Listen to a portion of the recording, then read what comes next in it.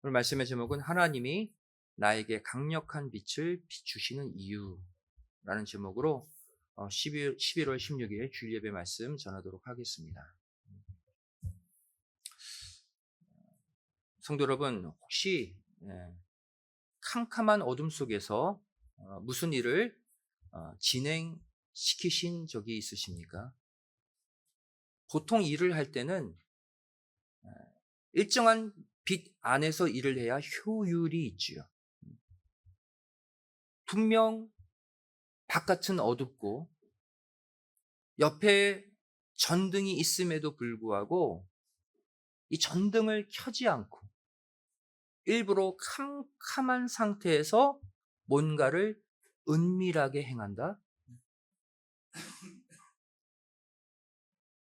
여러분, 사람들이 빛을 차단하고 어두운 곳에서 주로 하는 일들이 무엇입니까? 대부분 떳떳하지 않은 일이죠. 좋지 않은 일입니다. 남에게 보여주면 부끄러운 일들이죠. 들키면 비난받고 문제가 생기는 일들, 불 꺼놓고 해요. 환한 대낮이 아닌 캄캄한 밤에 살인, 폭력, 강도행위, 그래서 많은 거예요.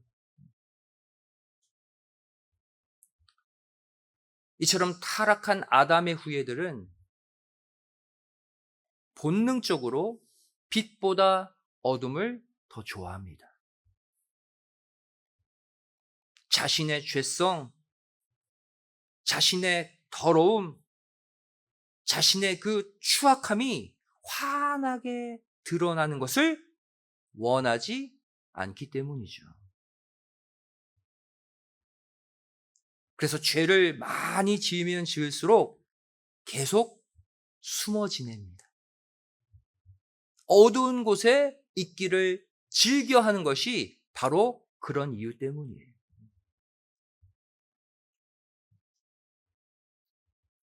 요한복음 3장 19절 말씀 보시면 이 부분을 성경은 정확하게 묘사하고 있죠. 그 정죄는 이것이니 곧 빛이 세상에 왔으되 사람들이 자기 행위가 악함으로 빛보다 어두움을 더 사랑한 것이니라. 자기 행위가 악하면 악할수록 숨어서 어둠 가운데 있기를 좋아하게 된다는 거예요. 오늘 본문도 같은 것을 지적하고 있습니다. 마지막 때가 가까울수록 뭐하라? 어둠의 일을 벗어버리고 빛의 갑옷을 입으라. 다시 말해 종말이 다가올수록, 주의 재림이 다가올수록, 세상 끝이 다가올수록 어둠의 일들을 겹겹이 두르고 사는 사람들이 그만큼 많다는 거예요. 이 어둠의 옷을 벗지 않으면 빛의 옷을 입을 수 없다는 것이죠. 그럼 과학적으로 볼 때도 빛과 어두움은 상극입니다. 서로 반비례의 관계를 가지고 있어요. 빛이 많아지면 많아질수록 어둠은 작아집니다. 반대로 빛이 점점 줄어들수록 그만큼 어둠은 커지게 되어 있어요. 성경은 이 빛과 어둠의 상반된 특성을 통해서 우리에게 구속사적 메시지를 주고 있습니다. 바로 우리 안에 있는 선과 악의 상호관계도 이와 똑같다는 거예요. 내 안에 선이 많으면 많을수록 악은 쭈그러듭니다. 반대로 내 안에 선이 부족할수록 악이 팽창한다는 거예요. 절대 그 중간 지대는 없다는 것이죠. 마태복음 6장 23절 말씀이 이것을 증거하고 있습니다. 눈이 나쁘면 온몸이 어두울 것이니 그러므로 내게 있는 빛이 어두우면 그 어두움이 얼마나 하겠느냐. 내 안에 있는 빛이 점점 줄어들면 어둠이 그만큼 커지게 된다는 말씀이에요.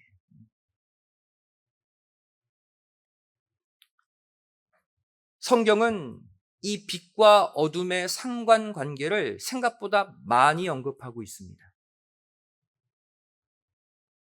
요한복음 8장 12절 말씀 보시면 예수께서 또 일러 가라사대 나는 세상의 빛이니 나를 따르는 자는 어두움에 다니지 아니하고 생명의 빛을 얻으리라. 어두움에서 벗어날 수 있는 비결, 빛이신 예수님을 따라다니면 된대요. 또 요한복음 12장 35절 말씀 보시면 빛이 있을 동안에 다녀 어두움에 붙잡히지 않게 하라. 같은 논리예요. 빛 가운데 거해야 어두움의 권세에 붙잡히지 않는다는 거예요. 어둠 사단마귀 제발 나를 좀 놓으면 좋겠어. 빛 안에 거하시면 돼요. 빛 속에서 살면 어둠은 오지 못합니다. 또 사도행전 26장 18절 말씀 보시면 그 눈을 뜨게 하여 어두움에서 비추 사단의 권세에서 하나님께로 돌아가게 하고 죄사함과 나를 믿어 거룩해 된 무리 가운데서 기업을 얻게 하리라. 같은 얘기예요. 죄사함의 정의가 뭐다? 어두움에서 빛으로 사단의 권세에서 하나님께로 돌아가는 것이 죄사함이다. 죄사함 받으면 어둠 속에 있다가 빛 가운데 거하게 된다는 거예요.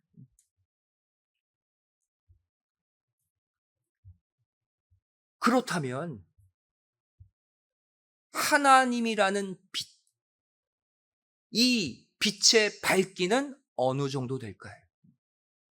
우리가 이 빛에 거해야 되는데 과연 이 빛의 밝기는 어느 정도일까? 성경은 말씀하고 있습니다.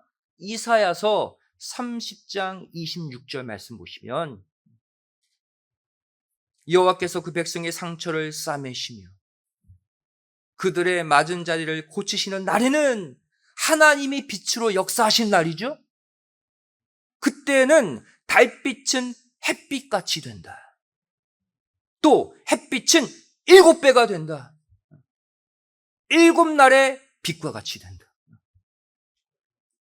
하나님이 빛으로 역사하시면 보이는 태양빛의 7배로 밝은 빛이 비춘다는 거예요. 여러분, 맑은 하늘에 태양 바라볼 수 있습니까? 눈이 부셔서 못 바라보죠. 하나님은 그 빛의 7배예요.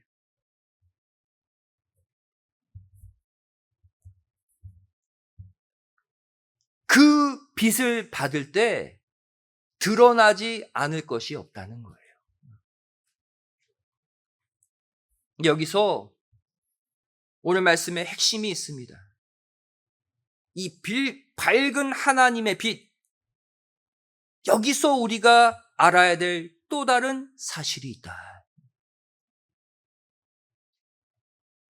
빛이 강하게 비추면 비출수록 내 속에 있는 어둠도 더욱 분명하게 드러난다는 사실입니다. 숨길 수 없다는 거예요.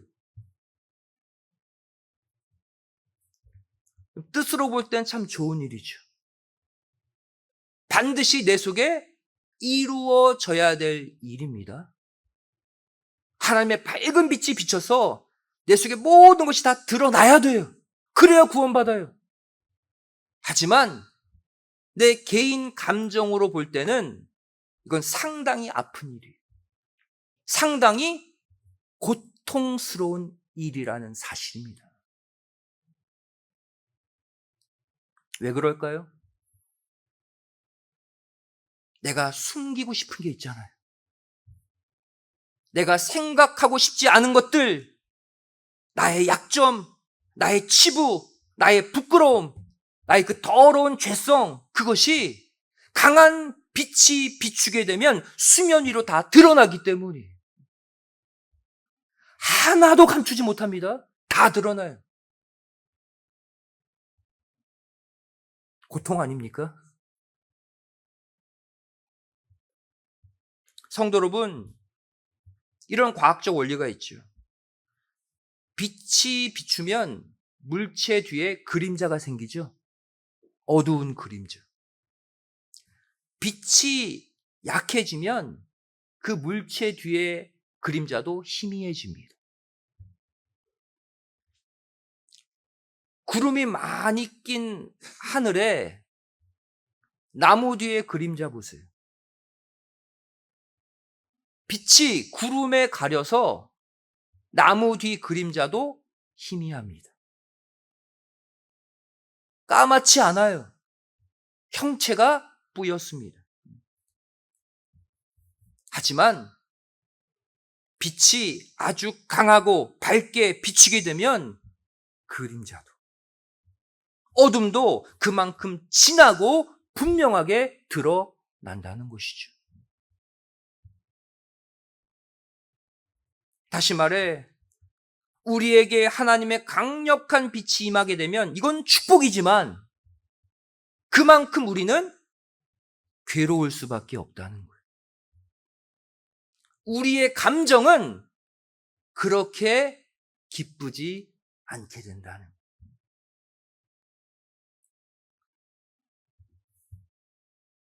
우리 인간의 본능이 무엇입니까? 나도 모르게 어둠과 적당하게 타협하면서 편하게 살고 싶은 마음이 있잖아요. 하지만 하나님의 빛은요, 그걸 못하게 만들어요. 그냥 피곤한데 성경, 예배, 헌신, 봉사, 누구 도와주는 것, 나도 피곤한데 빛이 약하게 비추면 그것이 부에서 나도 잘 몰라요. 하나님의 강력한 태양빛보다 7배 밝은 빛이 비추면 그것이 다 드러나서 어떻게 할 수 없는 거예요. 여러분, 하나님이 우리에게 밝은 빛을 비추시며 던지시는 메시지가 있습니다. 빛 가운데 어떤 메시지를 주십니까? 야, 제발 너 편한 대로 살지 말고 내 뜻 좀 이루어 줄 수 없겠느냐? 그게 하나님의 밝은 빛 속에 들어있는 메시지예요. 빛의 자녀처럼 행하면 안 되겠느냐? 이렇게 하나님의 빛은요, 계속해서 나를 찌릅니다. 따라서 이 빛을 내 속에 계속해서 쬐이게 되면 그 빛처럼 살고 싶지 않은 내 마음의 그림자가 더 까매지고 더 짙어지게 돼요. 그게 괴롭고 싫어서 말씀의 빛을 멀찍이 떨어져서 받거나 피하고 싶은 것이 우리 인간의 본성이라는 거예요. 어쩌면 그래서 성경 잘 안 보는지도 몰라요. 정말 정독하면 우리가 이대로 살아야 될 것이 막 터져 나오거든요. 양심적으로 막 찌르는 것이 하나님의 빛의 말씀이에요. 성도 여러분, 하나님의 강력한 빛을 받는 것만큼이나 중요한 게 있습니다. 그것은 바로 이 빛을 받은 후에 내가 그 빛에 대해 어떻게 반응하느냐, 그 빛을 거부하느냐, 그 빛을 받아들이며 사느냐? 그럼 창세기 15장 말씀 보시면 아브라함이 하나님과 위대한 구속사적 언약, 횃불 언약을 맺는 장면이 나옵니다. 쪼갠 고기 사이로 하나님을 상징하는 횃불이 홀로 지나가면서 이 언약이 맺어지죠. 그래서 이 언약을 우리는 횃불 언약이라고 부릅니다.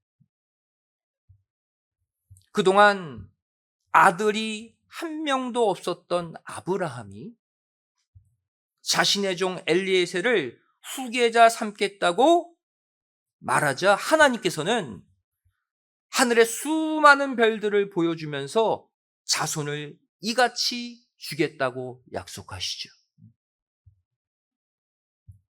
이때 아브라함의 반응이 무엇이었습니까? 창세기 15장 6절 말씀 보시면 아브라함이 여호와를 믿으니 여호와께서 이를 그의 의로 여기시고 믿음으로 받았을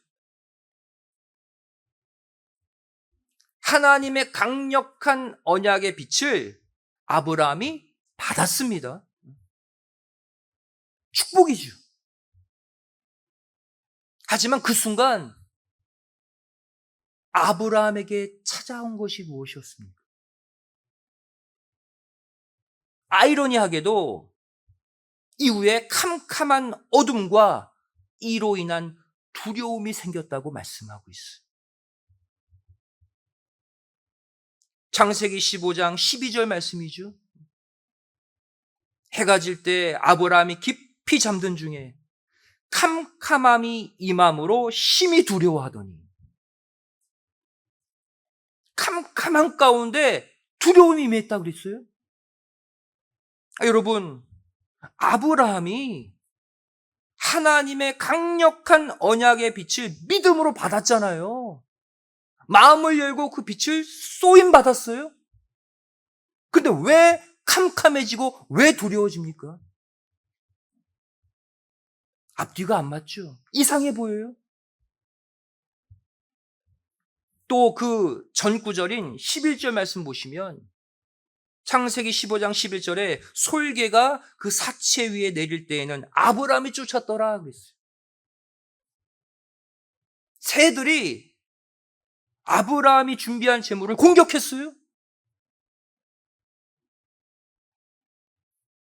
하나님이 아브라함과 구속사적으로 가장 밝은 빛의 언약, 횃불 언약을 맺는 순간인데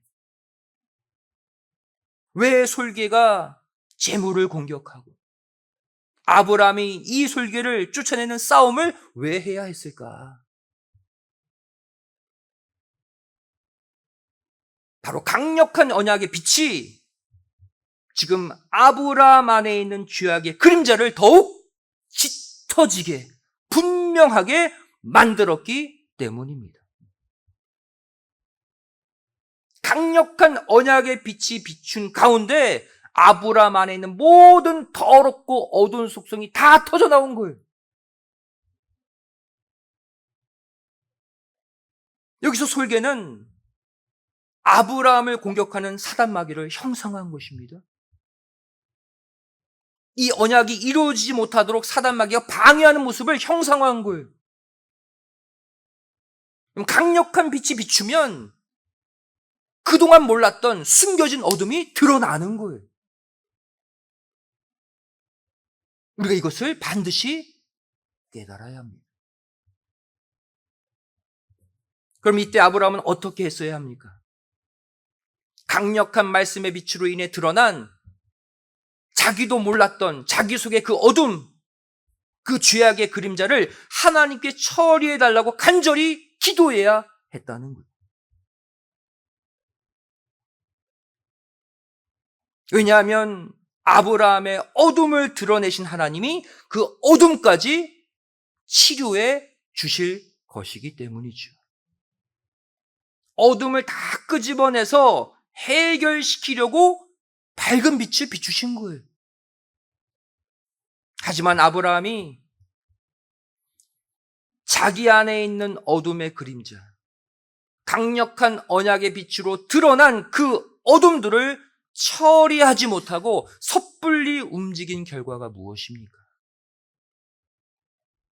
바로 그 다음 장 창세기 16장이에요. 이후 아내 사라의 말을 듣고 어떻게 합니까? 여종 하갈을 취해서 이스마엘을 낳는 잘못된 길을 걷게 됩니다. 하나님께 횃불어냐? 네 본처 사라를 통해 자녀 주겠다? 이 말씀의 언약을 깨트리고 첩을 취해요. 창세기 16장 2절 말씀이죠. 사레가 아브라함에게 이르되 여호와께서 나의 생산을 허락지 아니하셨으니 원컨대 나의 여종과 동침하라. 내가 혹 그로 말미암아 자녀를 얻을까 하노라 하매 아브라함이 사레의 말을 들으니라.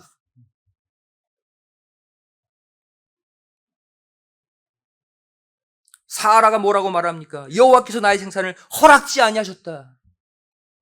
이게 맞는 말이에요? 틀린 말이에요? 틀린 말이죠. 분명 하나님께서 그 전에 창세기 15장에서 횃불 언약 가운데 사라의 잉태를 허락하셨잖아요. 별과 같이 많은 자손 주시겠다고 하셨잖아요. 아브라함이 이 언약의 빛 안에 충만히 거하고 있었다면 이런 사라를 꾸짖고 돌이켰겠죠. 하지만 아브라함은 강력한 언약의 빛을 쐐인 후 드러난 자신 안의 불신, 그 어두움을 처리하지 못한 결과 그 다음 장에 가서 그 언약을 깨트려 버린 거예요. 결국 아브라함이 사레의 말을 들으니라.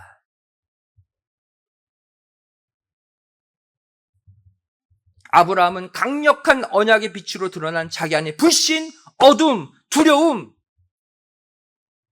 결국 그것을 이기지 못하고 하나님의 말씀이 아닌 사라의 말을 들었어요.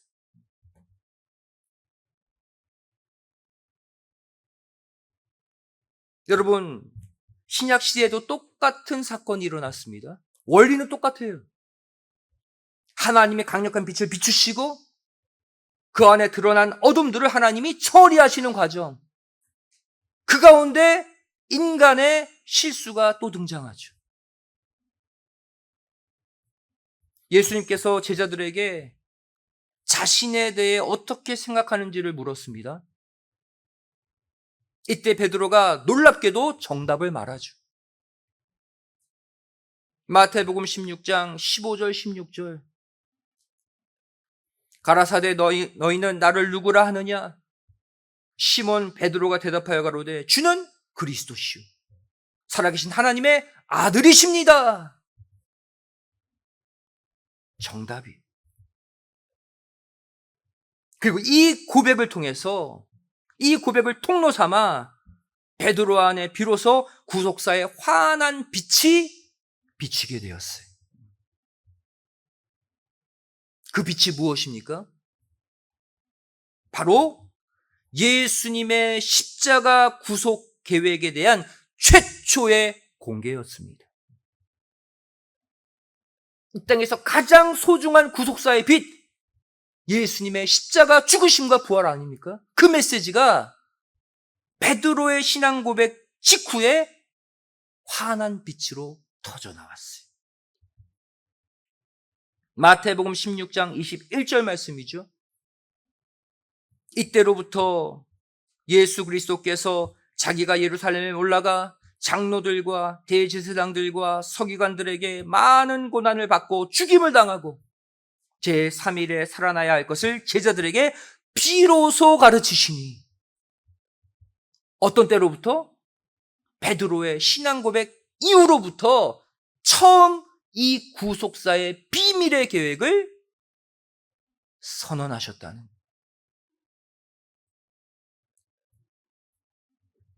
베드로의 신앙 고백을 터삼아서 예수님의 십자가 구속의 메시지가 환한 빛으로 쏟아져 나오고 있습니다. 여기까지는 좋아요. 하지만 여기서 중요한 사실이 있다고 그랬죠. 이 강력한 말씀의 빛을 통해 무엇도 드러나게 되었다? 베드로 안에 있었던 그 어둠도 더 분명하게 드러나게 되었다는 사실이에요.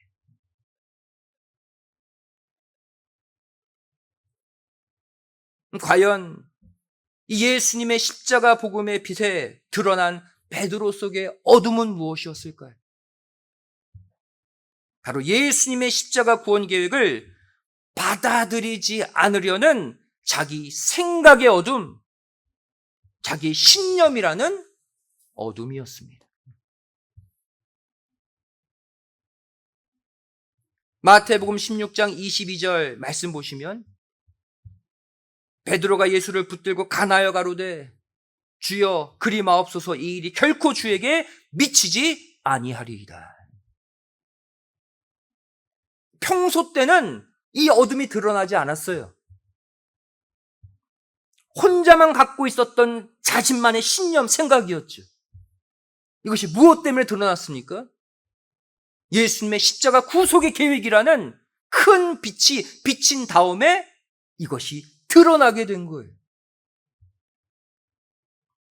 베드로는 이 어둠의 마음을 통제하지 못하고 그대로 쏟아냅니다. 주님 절대로 십자가 지실 수 없습니다. 결코 이런 일이 일어나면 안 됩니다. 다시 말해 예수님의 구속 계획은 이루어져서는 안 됩니다. 그런 뜻 아닙니까? 결국 베드로는 어떻게 됩니까? 이어지는 마태복음 16장 23절 말씀 보시면 예수께서 돌이키시며 베드로에게 이르시되 사단아 내 뒤로 물러가라. 너는 나를 넘어지게 하는 자로다. 내가 하나님의 일을 생각지 아니하고 도리어 사람의 일을 생각하는도다. 베드로가 완전한 어둠, 사단이 되어버렸습니다.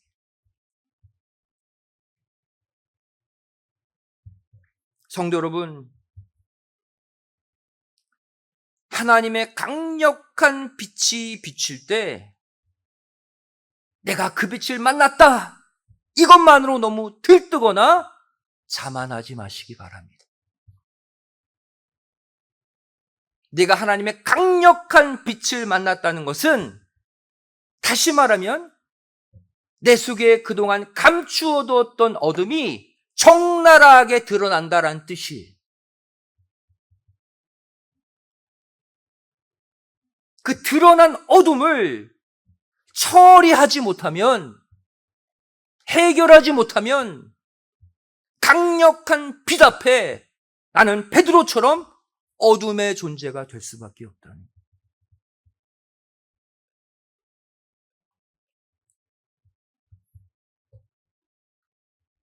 하나님의 강력한 빛이 불편하다고 뒤로 물러서면 안 됩니다. 요한복음 3장 20절은 말씀하고 있죠. 악을 행하는 자마다 빛을 미워하여 빛으로 오지 아니하나니 이는 그 행위가 드러날까 함이요. 신앙생활도 마찬가지예요. 더 깊이 신앙생활을 하면 할수록 더 고통스러운 이유가 이것입니다. 말씀을 더 깨닫고 예배 드리면서 하나님의 마음을 헤아리니까 너무나 내가 뜯어 고쳐야 될 게 많아. 내가 바꿔야 될 삶의 스타일들이 너무나 많이 보이는 거예요. 이게 바로 뭡니까?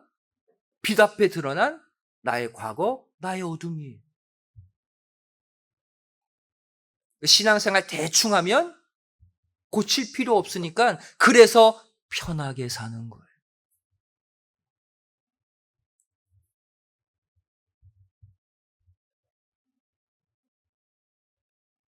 우리는 하나님의 강력한 빛으로 인해 더욱 분명하게 드러나는 내 속의 죄, 내 속의 어둠, 내 속의 더러움을 과감히 하나님의 빛의 수술대 위에 올려 놓아야 할 줄로 믿습니다. 나는 처리 못해요. 하나님께 그것을 내놓으시라는 거예요. 결국 하나님께서 우리에게 밝은 빛을, 태양빛보다 7배나 밝은 빛을 우리 예배 가운데 비추시고, 또 우리가 말씀 묵상하는 가운데 비추시고, 또 우리의 기도 가운데 비추시는 궁극적인 목적이 뭐냐? 바로 내 속에 희미하게 남아있었던 그 어둠들을 더욱 확실하고 분명하게 만들어서 모두 끄집어내고 제거하기 위함임을 믿으시기 바랍니다. 밝은 빛이 비추지 않으면 절대 내가 내 속의 죄를 자각하지 못해요. 죄인지 아닌지 몰라요. 왜? 희미하니까. 하나님의 강력한 빛을 쏘여야지만 그 죄가 분명히 보이는 거예요.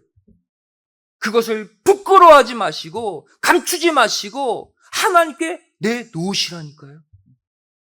왜? 그 어둠을 처리하기 위해 비추신 빛이기 때문에.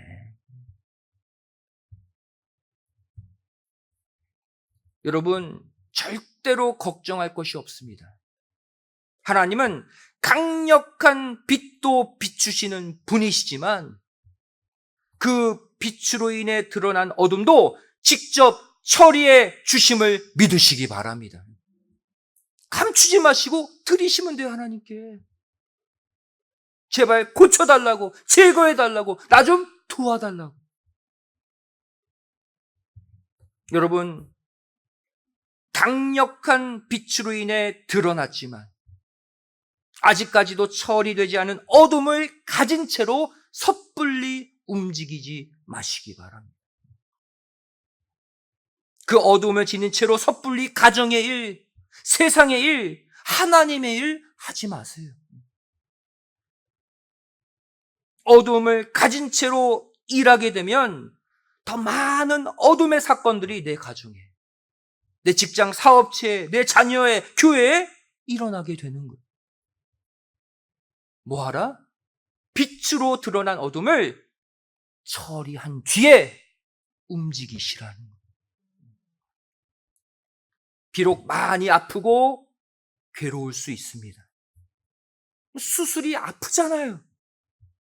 하지만 빛 가운데 드러난 내 속의 추악한 어둠들을 말씀의 수술대 위에 과감히 올려놓으심으로 말미암아 좌우의 날선 말씀의 검으로 어둠의 잔재들을 깨끗이 제거하시고 하나님의 빛의 자녀로 남은 생에 힘차게 출발하시기를 주님의 이름으로 간절히 축원드리겠습니다. 기도하시겠습니다. 사랑하신 아버지 하나님, 때로는 예배를 통해, 때로는 성경 말씀을 통해, 때로는 기도를 통해 나에게 환한 당신의 빛을 비추시는 빛의 하나님, 저를 그 빛 가운데 드러난 내 속의 수치스러운 어둠, 죄악, 더러움들을 숨기며 하나님과 멀찍이 떨어져 살아온 올 한 해가 아니었습니까? 하나님이 나에게 강력한 빛을 비추시는 이유, 오늘 분명히 깨달았사오니 내 속의 빛을 비춤으로 드러나는 어둠 숨기지 않고 아버지 하나님 말씀의 수술대 위에 올려놓게 하여 주시고, 올해가 가기 전에 내 속의 모든 걱정, 근심, 어둠, 욕심들이 말씀의 검으로 찔러 쪼개지고 제거되는 회복의 역사, 진정한 빛의 역사가 내 안에 일어나게 하여 주시옵소서. 저희를 더 이상 이 더러움과 어둠을 가지고 살고 싶지 않습니다. 이 해결되지 못한 어둠의 덩어리 때문에 내 가정의 일이, 내 직장 사업체의 일이, 또 고귀한 하나님의 일이 어그러지지 않기를 소망합니다. 이 시간 다 내놓사오니 하나님의 말씀의 검으로 수술하여 주시고 제거하여 주시고, 이제 하나님의 강력한 빛 앞에도 부끄럽지 않는 빛의 자녀로 살게 하여 주시옵소서.